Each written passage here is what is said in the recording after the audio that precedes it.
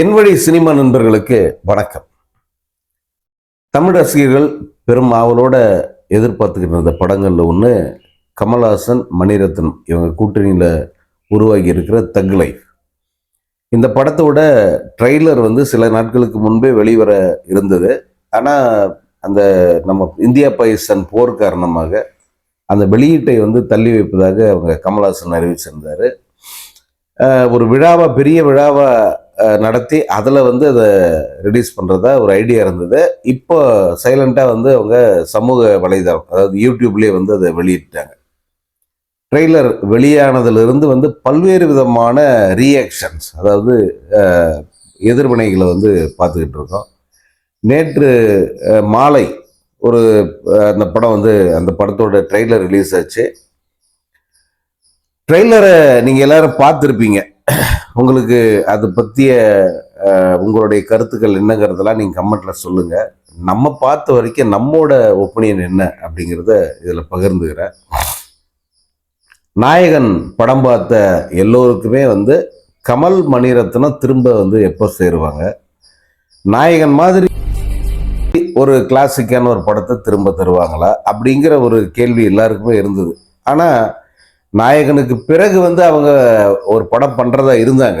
நாயகன் முடிஞ்சு அடுத்த சில ஆண்டுகளிலேயே ஒரு படம் பண்ணுறதா இருந்தாங்க. அதுக்கு ஏதோ ஒரு தலைப்பு கூட அறிவிச்சாங்க. ஆனால் அந்த படம் நடக்கலை. அது அப்படியே கைவிடப்பட்டது. அதன் பிறகு கமல் வேறு வேறு படங்கள், வெவ்வேறு பாதையின் அவர் அப்படி போயிட்டாரு. மணிரத்னமும் அவரோட ரூட்டு அவர் வேறு மாதிரி போயிட்டாரு. ஸோ இருவரும் இணைந்து இன்னொரு ஒரு நாயகனையோ அல்லது அதுக்கு இணையான ஒரு படத்தையோ அவங்களால தர முடியல. இடையில் நாயகனோட 2ஆம் பாகம்லாம் வருதுன்னெலாம் சொன்னாங்க. பட் அதெல்லாம் ஒன்றும் வரல. பட் இந்த படத்தோட ட்ரெய்லரை பார்க்கும்போது அந்த நாயகன் பாதிப்பு பெருமளவுக்கு எல்லாருக்குமே அது புரிஞ்சிருக்கு. எல்லாருமே அதை சொல்கிறாங்க, இது நாயகனுடைய பாதிப்பில் உருவான படம் மாதிரியே இருக்குது அப்படின்னு சொல்கிறாங்க. படத்தில் அந்த நம்ம ட்ரெய்லரில் முழு கதையும் தெரியாது. ஆக்சுவலாக அது என்ன மாதிரி படம்னு கூட தெரியாது. நம்ம அதில் தெரியறத வச்சு நம்ம என்ன மாதிரி அனுமானிக்கிறோம், நமக்கு என்ன உணர்வு தோணுது, அதைத்தான் நம்ம சொல்ல முடியும். எக்ஸாக்டாக இது நாயகனோட இன்னொரு பார்ட் அப்படின்னே பலரும் சொல்கிறாங்க. நமக்கு அப்படி தோணலை. ஏன்னா கமல் அந்த தக் லைஃபோட டைட்டில் அனௌன்ஸ்மெண்ட் வீடியோ ஒன்று பார்த்தீங்களா, அதில் சொல்லுவார், சிங்கராய சக்திவேல் நாயக்கர் கோனார் கவுண்டரு அப்படின்னு சொல்லிட்டு தன்னை அவர் அறிமுகப்படுத்துவார். இல்லை, நான் எக்ஸ்ட்ராவாக 2 இதை சொல்கிறேன். சிங்கராய சக்திவேல் நாயக்கர் அப்படின்னு தான் அவர் தன்னை அறிமுகப்படுத்துவார். இப்போ இந்த தூத்துக்குடி பக்கத்தில் இருக்கிற அந்த காயல் பட்டணமா, அந்த ஊரை சேர்ந்த ஒரு தக்கு நான் அப்படின்னு சொல்லிட்டு அவர் தன்னை அறிமுகப்படுத்திக்கிற மாதிரி அந்த முதல் இது வந்தது இல்லையா.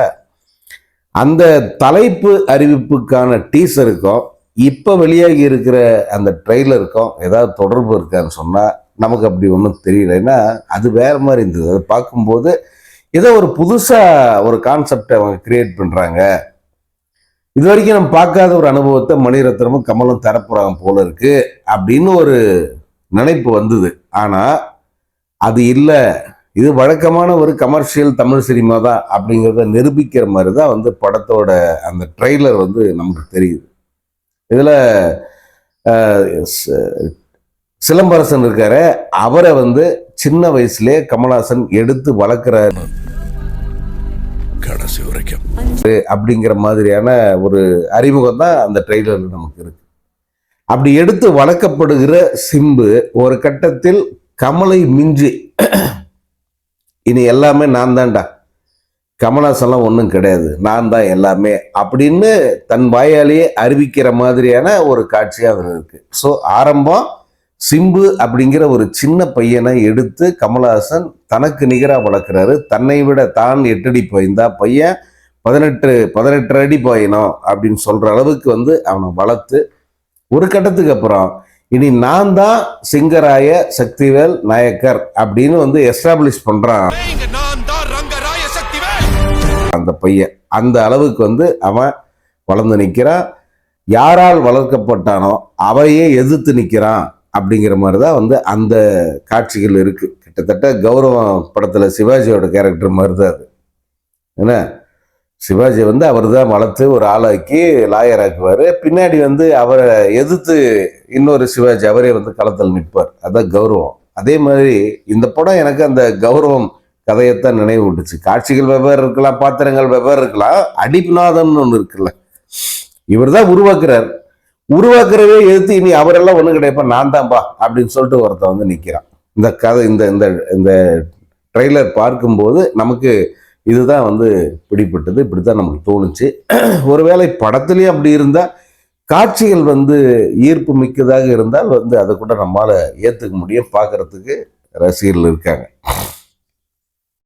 இந்த படத்தில் நீங்கள் ட்ரெய்லர் பார்த்த வரைக்கும் வந்து நமக்கு அதில் ரொம்ப ஈர்ப்பாக இருந்தது என்னென்னா இந்த மேக்கிங்.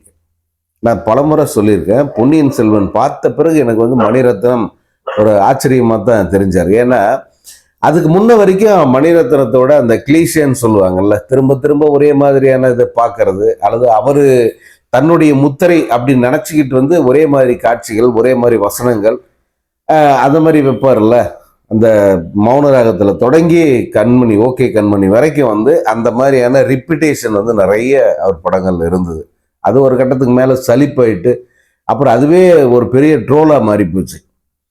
அதிலிருந்து அவர் டோட்டலாக விடுபட்டு இருக்கார். இப்போ நீங்கள் பொன்னியின் செல்வன் 1, 2 பார்த்தீங்கன்னா நீங்கள் பழைய மணிரத்னத்தோட எந்த காட்சியுமே பார்க்க முடியாது. அதில் எந்த ஒரு கிளிஷேவுமே இருக்காது, வேற மாதிரி இருக்கும். என்ன காரணம் அப்படின்னு பார்த்தா நிறைய பேர் சொன்னாங்க, அவர்கிட்ட எல்லாம் அசிஸ்டன்ட் எல்லாம் புதுசாக வந்துட்டாங்க, வேற கொஞ்சம் யோசிக்கிற அசிஸ்டன்ட்ஸ் வந்துட்டாங்க, அதனால மணிரத்னா அவங்கள ஃபாலோ பண்ண போறாரு அப்படின்னு தான் நம்ம பத்திரிகை நண்பர்கள் பல பேர் சொன்னாங்க. பட்டு நான் வந்து அதை கூட முழுசாக நம்பலை. ஏன்னா என்னத்தான் அசிஸ்டன்ஸ் சொன்னா கூட வந்து அதை அப்படியே எடுத்துட்டு போற ஆள் மணிரத்னம் கிடையாது. அவருக்குன்னு ஒரு வே ஆஃப் திங்கிங் இருக்கு, வே ஆஃப் அந்த மேக்கிங் ஒன்று இருக்கு இல்லையா. அதனால அவரு இந்த சூழலுக்கு அடாப்ட் ஆயிட்டாரு. தன்னை என்னெல்லாம் சொல்லி ட்ரோல் பண்றாங்க, தன் படம் ஏன் ஓடலை, ஏன் வந்து தன்னுடைய படங்களுக்கு ரசிகர் மத்தியில் இப்படி ஒரு அவர்ஷன் இருக்கு அப்படிங்கிறத நிச்சயமா அவர் யோசிச்சிருப்பார். அதனுடைய விளைவு டோட்டலா அவர் வெளியே வந்து ஒவ்வொரு படமும் புதுசா பண்ற மாதிரி வந்து அவர் நினைச்சு பண்றாரோ அப்படின்னு எனக்கு தோணுது. பொன்னியின் செல்வன் 1, 2 அப்படிதான் இருந்தது. இந்த தக் லைஃப் பார்க்கும் போதும் எனக்கு அந்த டைட்டில் அனௌன்ஸ்மெண்ட் டீசர் இருக்கு, அதுவும் சரி, இந்த டீசரும் சரி, இதை பார்க்கும்போது வந்து எனக்கு இந்த பழைய மணிரத்னம் எங்க போனார் அப்படின்னு கேட்குற மாதிரி தான் இந்த காட்சிகளும் அந்த உருவாக்கமும் இருந்தது. அது ஒரு நல்ல மாற்றம் தான். ஏன்னா காலத்தை மனசில் வச்சுக்கிட்டு ரசிகர்கள் மாறி வருகின்ற ரசிகர்களை மனசில் வச்சுக்கிட்டு ஒரு புதுசாக ஒரு படைப்பை தருவது தான் வந்து புதிய ஒரு படைப்பாளிக்கான உண்மையான வந்து லட்சணம். அது வந்து மணிரத்னம் அதை அடாப்ட் பண்ணிக்கிட்டார் அப்படின்னு தான் நமக்கு தோணுது. இந்த ட்ரெய்லர் பார்க்கும்போது ஒரு புதிய மணிரத்னத்தை பார்க்கறதா எனக்கு தோணுச்சு. அதே போல் இந்த படத்தினுடைய இசையில் ஏற்கனவே ஒரு சிங்கிள் வந்து ரிலீஸ் ஆகியிருந்தது. அது வந்து எப்படி இருந்துன்னு நான் ஏற்கனவே சொல்லிட்டேன். எனக்கு வந்து பெரிய ஈர்ப்பாக இல்லை. நிறைய பேர் வந்து ரொம்ப சிறப்பாக இருக்குது, உனக்கு தான் வந்து ரசனை சரியில்லை, நீ தான் அந்த பாட்டை வந்து சரியாக கேட்கல அப்படிலாம் சொன்னாங்க. அது பரவாயில்ல. ஆனால் இப்போ அந்த பாட்டு என்ன ரீச் ஆகிருக்கு, இல்லை அந்த பாட்டை எல்லாரும் முணுமுணுக்கிறாங்களா, நீங்களே யோசிச்சு பாருங்க. அந்த ஜிங்குச்சாவா அந்த பாட்டை எல்லாரும் முணுமுணுக்கிறாங்களா, மிகப்பெரிய ஹிட் ஆயிடுச்சா? ஒன்றும் இல்லை. ஏன்னா ஈர்ப்பா இருந்தா, கேட்ட உடனே பிடிச்சி போற மாதிரி இருந்தா நிச்சயமாக எல்லோருமே வந்து அதை கொண்டாடுவாங்க. அந்த மாதிரி வந்து அந்த பாட்டு அந்த உயரத்துக்கு போகலை. இப்போ இந்த படத்தோட இசை இன்னும் இருக்கிற பாடல்கள் அந்த என்னென்ன பாட்டுங்கிறது இனிமேட்டு தான் தெரியும். பட் இசை, பின்னணி இசை கேட்கிற போது அவர் இந்த ட்ரெண்டுக்கு ஏற்ற மாதிரி வந்து ஏதோ பண்ணியிருக்காரு ஏஆர் ரஹ்மான் அப்படின்னு தெரியுது. நிச்சயமாக வந்து ரொம்ப ஏப்ப சாப்பன்னு சொல்லுவாங்களா, அந்த மாதிரி ஏதோ இது மாதிரி வந்து அவர் பண்ணியிருக்க மாட்டார். நிச்சயமாக வந்து இந்த படத்துக்கு ஒரு தரமான இசையை வந்து அவர் கொடுத்துருப்பாரு. அது படம் வரும்போது நமக்கு தெரியும். படத்துல கமல், சிம்பு, அது அப்படியே மாறி சிம்பு, கமல், இதுதான் இந்த ட்ரெய்லர் எனக்கும் நடக்கிற கதை நமக்கு சொல்ல வர்றது. நிறைய பேர் என்ன சொல்றாங்கன்னா, இதுல வந்து சிம்பு தான் ஹீரோ, அவர் தான் வந்து கடைசியில் நிற்க போறாரு, கமல் வந்து டம்மி ஆக்கிட்டாரு அப்படிங்கிற மாதிரி எல்லாம் சிலர் வந்து சொல்றாங்க. நிச்சயமா வந்து கமல் அந்த மாதிரி நபரெல்லாம் கிடையாது. நீங்க விக்ரம் படத்துல கமல் கெஸ்ட் ரோல்ல வந்துட்டாரு, அது ஃபகத் ஃபாசில் படம் அப்படிலாம் நிறைய பேர் சொல்லுவாங்க. பட் அதையெல்லாம் வந்து நம்ம நிச்சயமா ஏற்றுக்க முடியாது. ஏன்னா நீங்க அது எத்தனை பேர் நடிச்சாலும் அது ஒரு கமல்ஹாசன் படம் தான். எது விக்ரம், நீங்கள் அதில் பகத் பாசில் நல்லா தான் பண்ணியிருக்காரு, அதாவது இன்னும் நரேன் நல்லா பண்ணியிருப்பாரு. இப்படி நிறைய பேர் நடிச்சிருக்காங்க. ஆனால் ஒட்டு மொத்தமாக எல்லாரையும் தூக்கி சாப்பிட்டு அங்கே நிற்கிற ஆள் யார்? கமல்ஹாசன் தான். அதுதான் அவருடைய ஸ்பெஷல். இந்த படமும் கூட என்னதான் சிம்பு பண்ணியிருந்தாலும், இன்னும் சில பாத்திரங்கள் வெவ்வேறு நடிகர்கள் பண்ணியிருந்தாலும் கூட அங்கே கமல் தான் கடைசியில் வந்து ஒரு விஸ்வரூபம் எடுத்து நிற்பார். அதுதான் வந்து அவருடைய ஆளுமைங்கிறது, திரை ஆளுமைங்கிறது. அதை வந்து யாராலும் மறுக்க முடியாது. இன்னைக்கு வந்து அவரை தாண்டி எல்லாரும் இப்போ ரஜினி சாரெல்லாம் வந்து எங்கேயோ போயிட்டார்.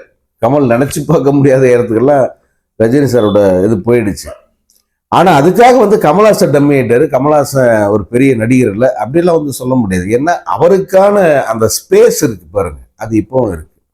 ரஜினி கூட யாரோட ஒப்பிடலாம் அப்படின்னு யோசிச்சா இப்போ கமலை தான் ஒப்பிட முடியும். நீங்க வேற யாருமே வந்து கம்பேரிசன் கொண்டு வரவே முடியாது.